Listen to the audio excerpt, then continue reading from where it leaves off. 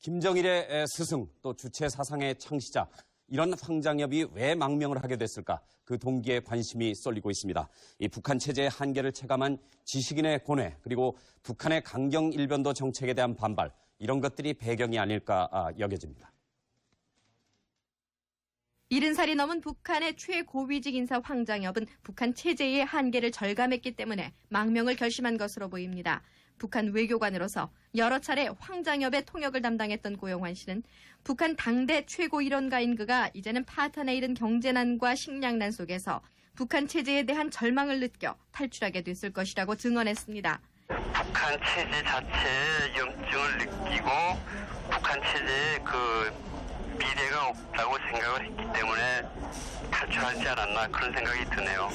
관계당국은 최근 황장엽이 외국 인사를 만난 자리에서 시대가 변하는데 주체 사상도 변해야 한다는 등 부지불식 간의 개인적인 고뇌를 내비쳤다고 밝혔습니다. 또한 강경 일변도로 나가는 북한 정책에 대한 반발도 작용했을 것으로 보입니다.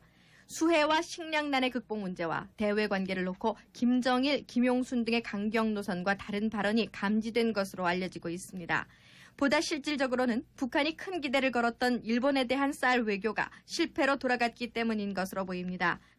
즉 일본 자민당의 실력자는 만나지도 못했으며 주체 사상과 관련한 강연도 좋은 성과를 거두지 못했던 것에 대한 문책이 보다 직접적인 망명 동기가 됐을 것이라는 분석입니다. MBC 뉴스 김연경입니다. 작년 8월 한국 망명을 준비하면서 쓴 논문이 파문을 불러일으키고 있습니다. 남한에는 북한이 심어놓은 지하 세력이 깊이 뿌리박고 있다. 또 북한은 남한을 초토화할 수 있다. 이런 내용이 담겨 있습니다. 김현경 기자입니다. 조선 문제라는 이름의 논문에서 황장엽 씨는 북한이 한국을 와해시키기 위해 구축한 북한 지하 조직이 군대와 경찰, 국가기관에까지 뻗쳐 있다고 주장했습니다. 이미 논란이 되고 있는 이른바 황장엽 리스트와 맥을 같이 하는 부분입니다.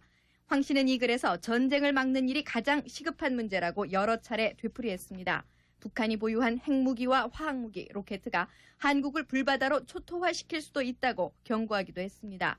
그러나 북한 주민의 생활은 군수공장마저도 10달씩 식량 공급을 못해 노동자의 절반 이상이 출근도 못하고 누워있을 정도로 비참하다고 토론했습니다. 황장엽 씨는 또 가까이에서 본 김정일에 대해서는 정치적 감각도 좋고 머리도 빨리 돌지만 과격하고 변덕이 심하며 히틀러를 숭배하는 독재자라고 평가했습니다. 그는 북한의 식량이나 생활 필수품을 원조해 남한에 예속시키면서 다른 한편으로는 경제 봉쇄를 강화해 군수공업을 약화시켜야 할 것이라고 북한을 다루는 방법을 나름대로 제안하기도 했습니다.